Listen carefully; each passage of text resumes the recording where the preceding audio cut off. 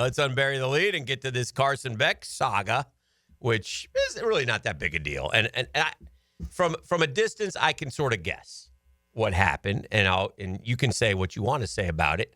But it would seem to me, here's Carson Beck, right? So last week you came in and said, no, he's going to the NFL. Where's all this talk about him?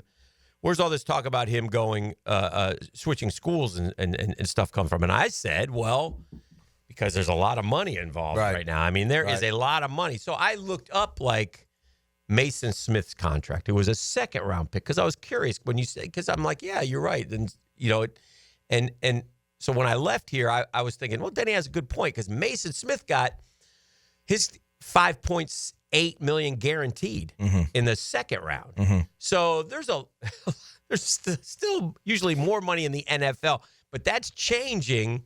And so pick it up from there and kind of give us a first off,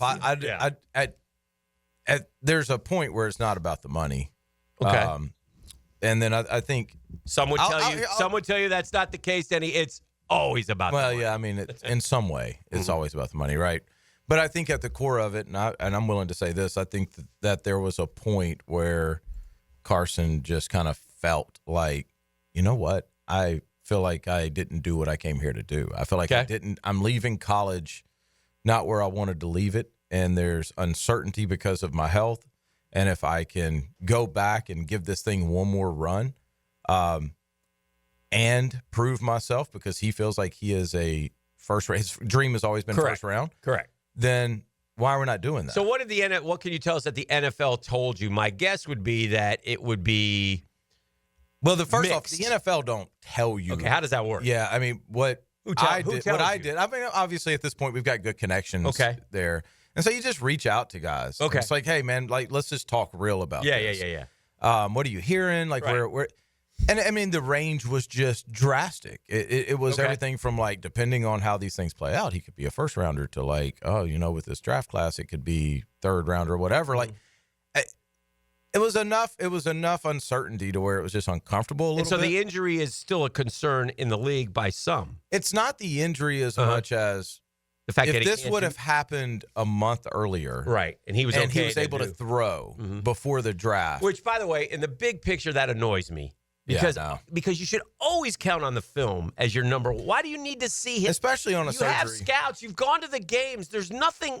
Now, I guess you want to know that he's totally okay. Right, that's that part there. Okay. Right, that part. Yeah, this surgery is such a good success rate, but I think everybody's still going, hey man, that's his throwing arm. We'd like to see some zip on the ball before we, and it just probably wasn't going to happen before the draft. So I get the uncertainty. Okay.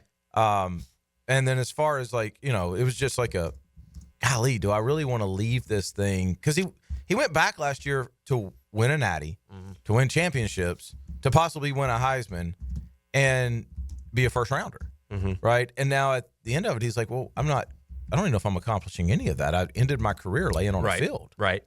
So not the way you want it to end, no, for sure. No. So I think that's kind of just his thought process evolved as the couple of weeks went on. Okay, so then the next question would be, as he goes into the portal, why not just go back to Georgia? Well, I mean, I don't know. I don't know what's going to end up happening. I mean, I have a pretty good idea at this point, but I don't know. You'd have to ask him that. Okay. Yeah. All right. Well, has it played itself out? Is there, I don't know either. So I'm just, why not just go back there? Everybody's going to offer him money. He's the best option Georgia has. Yeah. That we know. Yeah. You can tell me all you want about Gunner, and that's fine. And I know you want to get excited about the future. The Rashada kid's already entered the portal. I don't know who else they have in the room. Ryan Puglisi, the young kid. He's good. Yeah, he's a good player. Okay. He's a really good player. Was he there this year or no? He was. Yeah, he's a freshman. Is he a 5-star guy or? It's like, I think a 4-star kid. I mean, I think their room's decent up there. I mean, and again, Gunner, we just talked about this, put in a huge moment. Yeah, sure. On a team that just wasn't that great. Not Georgia good like it's been the last 3-4 years. Right. So if I'm a Georgia fan, I don't think I'm judging Gunner off of that one thing. Right. I think it's going to be different with Gunner, but he's more than capable. Yeah. I don't know. I mean, I just. Well, look at the court. Sometimes I'll say this. Okay. I will say this. Okay. I think sometimes change of scenery is very, very healthy. And Jeff made a great point at the break. Like when you go through a year and you think, right, this is it. Yeah. There's some finality to that. Yeah. You do a lot of things for the last time. Yes. And to go back. I get that. Yeah. You know? Yeah. It's like an awkward goodbye. Okay, so where are we with as free agency? Are we taking visits? Where are we with the whole free agency thing? Man. Like, how does this work? No. And when will he announce? How about soon, that? Very soon. Very soon. Yeah. No, there's no visits. In this Okay, thing. we don't need to do any visits we don't or need anything. to take any pictures. Okay. No, I mean We don't need to tour the campus. It's strictly business. No, it is. Well, no, it's evaluation of roster, system, coaching staff. Let me ask you a different question. And again, you don't have to answer if you don't want to. I don't care. But This always. no, this isn't bad. But I'm thinking about this. Is Carson graduated yet? Yeah. No? Okay. What the hell class has he got to take if he goes somewhere? Does he got to take a class? He does. He does. Yep. How many hours does he have to take? I have no idea. Yeah. I don't know. And nobody does. No, I have no anymore. clue. They don't pay attention. I mean, they don't care about it. It's all professional. I mean, I get it. I'm just curious. Like, so I'm Carson Beck, and I'm going to go to Miami, and I'm well, we need, here's your academic advisor. I need to have 6 hours. No. I mean, a couple grad courses. No, in all these conversations, there comes a point where they're like, "Hey, we got to, something's got to happen soon because school starts Monday." I'm like, "Whoa, wait, what?" Yeah, he's supposed to be in school, right? That's the one thing. Like what? Enrolled? Monday, and so that kind of hops. Now there's plenty of time because I mean, obviously you don't have to be there that day. Yeah. But yeah, there is a school component to it as a graduate student, which is a little bit wild. Yeah. And so is it? I would guess I'm going to get. Look, all the rumors are Miami. I can put the puzzle pieces together. He has a girlfriend who's at Miami, so I'm going to guess that there's something there. But I would think he would be the most sought after free agent in college football. So if I don't know who the Ohio State has in the pipeline. I know the Air Nolan kid left. Is this Julian Sayer kid still there? Julian Sayer, yeah. Whatever his name. He's a good player, too. Yeah. Well, really yeah. But, I mean, again, I'm Carson Beck. I have a resume. You want experience. I mean, this guy's been through – you talk about big games. Yeah, he's battle-tested. He would be the one that Notre Dame. Yep. Hey, before you make a decision, just let me talk to you. I can go down the list. And obviously all the Texas schools have millions. Yep. So – No, he's – at this point, he's kind of locked in on one or two places. Okay. And, yeah. All right. All that stuff's done. And then I'm not going to get you to tell me how much money. I know that, but it's a lot of money. Yeah. A lot of money. Yeah. Like, is it – okay, let me ask you this. Do you think it's accurate that Duke is paying the kid from Tulane $8 million for 2 years? No, it's not. That is not. No. Is it less than that? Yes. Okay. Significantly. Significantly less? From what I've heard. I don't know that for a fact. Okay. I don't know that for a fact. But I when that deal hit, I called a couple people like, whoa, wait. Let me ask you another question. What, in your opinion, why is everybody so hesitant to divulge the money figures? I think there's a lot of reasons for that. Yeah. I'm just curious. Like, why? I mean, because all we get are – this goes back to there's a what's lot the of Tennessee kid, Nico. Yeah, let's go back to him 3 years ago when they're paying some kid from California $8 million to come. I mean, but nobody ever confirms. It's weird. Like, why does it bother people? Well, I think that there's a lot of different reasons. If you're doing it for the right reasons, like if you're then you really don't want people in your business. Okay. Right? They don't have to be. Okay. Right? It's not a rule. Now this is changing. Yeah. Okay. July or August of this year. Yes. I believe that becomes like public information. What these guys are making. Different states or in the whole country? I believe it's whole country. I could be wrong. Don't quote me on that. Okay. But I know that there's a point. Okay. Yeah, there's a point at some point this year where that information has to be.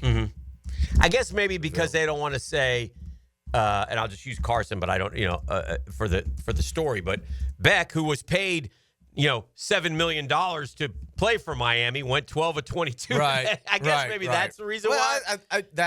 There's still not an exact science to this. Right. So, I mean, I don't think you really want to be putting out numbers and then have to hold yourself to those numbers because these college GMs still have a very, they have a budget.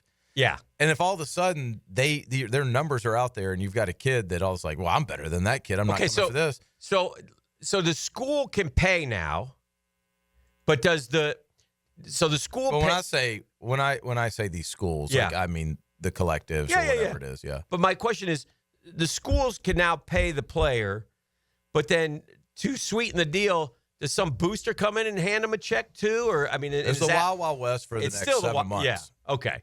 Yep. And then at that point, the thought is it's going to rein in a little bit. I don't know. I don't believe that. It's not going to rein in until I'll say this. It's a good time to be Carson Beck. It's a good time to be a college football player. History will reveal this It's 3 or 5 or 10-year window, whatever it is, for the insanity that it created, and all this free money is going to go bye-bye. This is insane. I don't know because it's a billion. You're going to turn off. It is Jeff, now, Dan. It's a billion-dollar industry. You're going to turn it off. You're turning off the average fan. It matters. Not right this second. Why are you turning? I don't Ultimately, it understand why matters. the average Because fan's your turned off. fan base can accept pro football players earning their way into a profession and getting paid. But a guy making $48,000 can't accept going to Gainesville and seeing some 19-year-old make $1.8 million. This isn't hard. I mean, he's good. We got to at what he lower does. ourselves to some sort of common man here, boys. Why do we It's accept? ridiculous. I don't necessarily disagree. It's a little loud, but I don't like. Why did we ever accept a football dunderhead coach making $12 million a We year? didn't. No, Well, yeah, because hold there's on. one big different reason. Let me say it this Said way. Why Dunderhead worked for a lot of years to make that Dunderhead salary. Why did they we didn't ever get a accept them getting $1,400 not- on the SAT? Why did we ever accept them not getting paid? I didn't Like, accept that's that. I mean, so I think it's been extreme one way and it's extreme the other way. Like it'll settle, but I don't know. This is beyond extreme. I get it. You're involved in the piece. Of course, you think it's fine. I get it. No, Not just I know. you I know what these guys are specifically. doing and how I good think they as a are. rational human being.